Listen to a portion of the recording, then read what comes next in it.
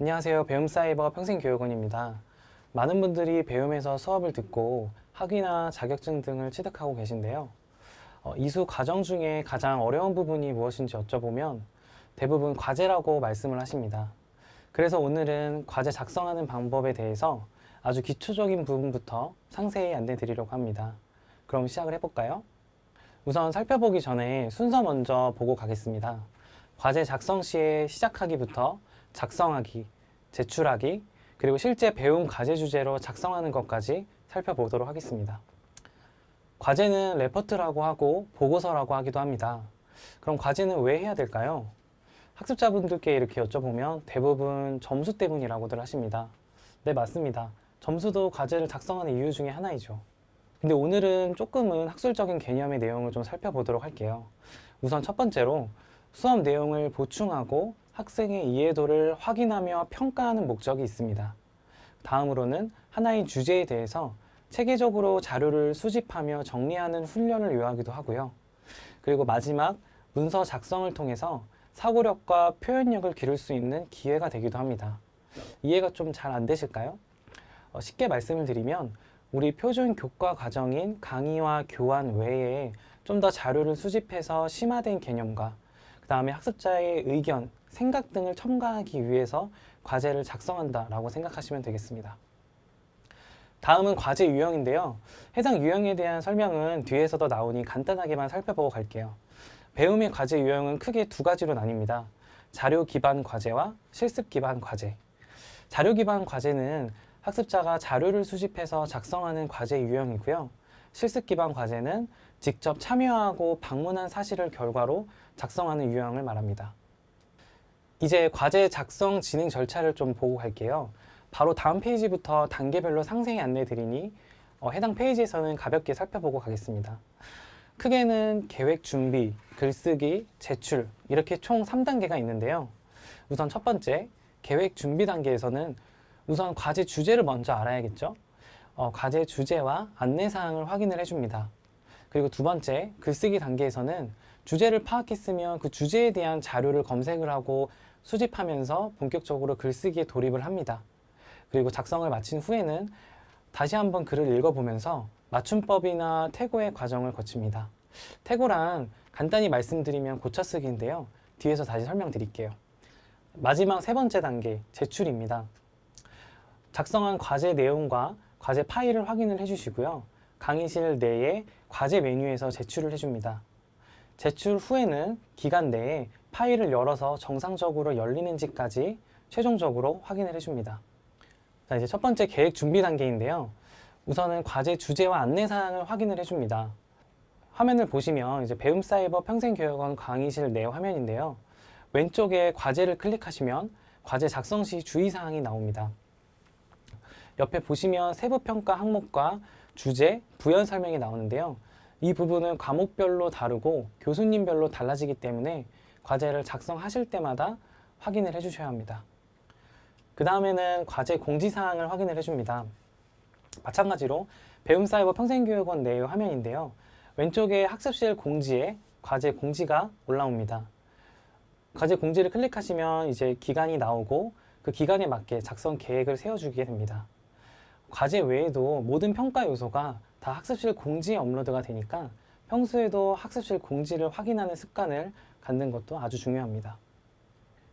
이제 본격적으로 과제 내용에 대한 부분을 살펴볼 건데요. 우선은 과제 주제를 명확하게 파악을 해줍니다. 즉, 어떤 내용을 어떤 범위로 담고 주어진 내용을 어떻게 작성하도록 요구하는지를 파악을 해주는 건데요. 우리가 시험을 볼 때 문제만 잘 봐도 반은 먹고 들어간다라는 말이 있죠.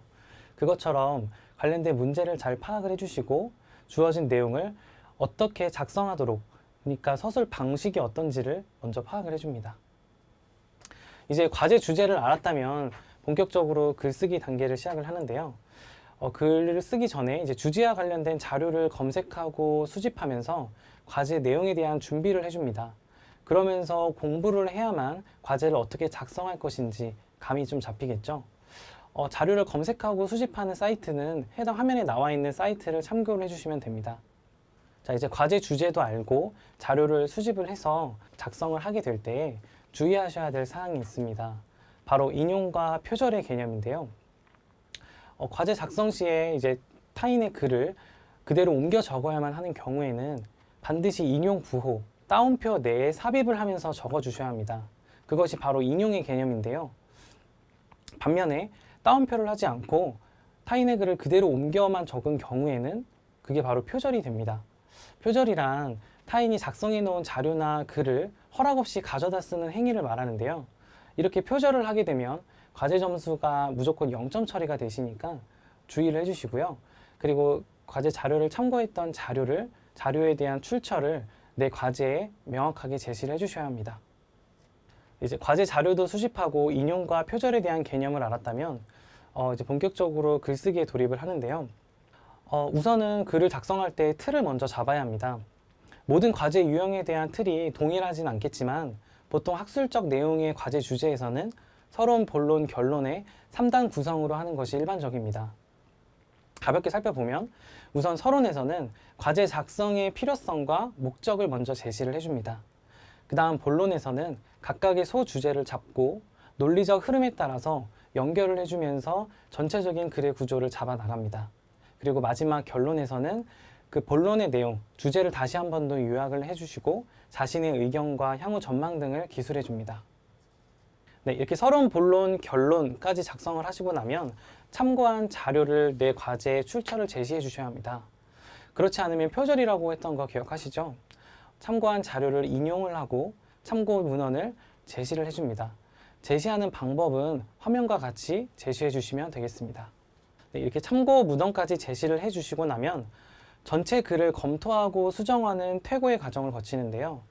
퇴고란 처음부터 글을 다시 한번 읽어보면서 내가 본래 생각한 의도와 계획대로 글이 작성되어 있는지 교정하는 것을 의미합니다. 그 확인하는 작업을 거치면서 어색한 문장은 없는지, 그리고 띄어쓰기나 맞춤법이 맞는지, 글이 너무 적거나 많은 건 아닌지 글의 분량까지 체크를 해줍니다. 이제 과제 작성까지 마무리가 되었다면 이제 제출을 하셔야 하는데요. 과제물 제출하기 전에도 확인하셔야 될 사항들이 있습니다. 가볍게 살펴보면 우선은 과제 제출 기간인지, 그리고 과제 파일은 편집과 퇴고가 완료된 최종 파일인지, 그리고 파일명은 올바른지, 그리고 파일명과 실제 작성된 교과목이 일치하는지, 제출한 과제 파일이 정상적으로 제출이 되어서 이상 없이 열리는지까지 체크를 해줍니다. 제출 전에도 이렇게 확인해 주셔야 될 사항들이 꽤 있죠. 꼼꼼하게 확인을 해주세요. 다음은 과제 작성 시에 학습자분들이 이제 질문사항에 대한 것들을 좀 정리해 봤습니다. 자세한 답변은 올려드린 첨가물을 통해서 참고를 해주시면 되겠고요. 이 시간에는 간단하게 두 가지만 짚어보고 넘어가도록 하겠습니다. 우선 두 번째, 인터넷에서 다운로드한 자료를 참고해도 될까인데요. 보통 과제 레포트 사이트에서 돈을 주고 자료를 구매하거나 타인이 작성한 과제를 참고하시면 모사율에 걸릴 수가 있습니다. 모사율이 높은 과제는 결코 좋은 성적을 받으실 수가 없으니 참고하시면 되겠습니다. 그리고 여섯 번째, 과제물을 제출했는데 0점이 나왔습니다. 간혹 이제 나는 과제를 다 제출했는데 0점이 나올 만큼 형편없는 과제인지 학습자분들께서 많이 질문을 해주시는데요. 그런 경우는 대부분 과제 내용이 형편없어서 그런 것이 아니라 과제는 제출했지만 안에 내용이 없는 경우, 아니면 표지만 작성하고 본론이 없는 경우, 아니면 정상적으로 파일이 열리지 않는 경우에 해당합니다. 즉 내용을 확인할 수가 없기 때문에 0점 처리가 된 것이죠. 그러니까 좀 전에 말씀드렸던 제출하기 전에 확인하셔야 될 사항들을 꼼꼼하게 체크를 해주시는 것이 굉장히 중요합니다. 네, 이제 실제 배움 과제 주제로 작성을 해보는 실전 연습을 해보도록 하겠습니다. 화면에 보시는 내용은 실제 배움사이버 평생교육원 과제 주제인데요. 우선은 과제 주제를 먼저 확인합니다.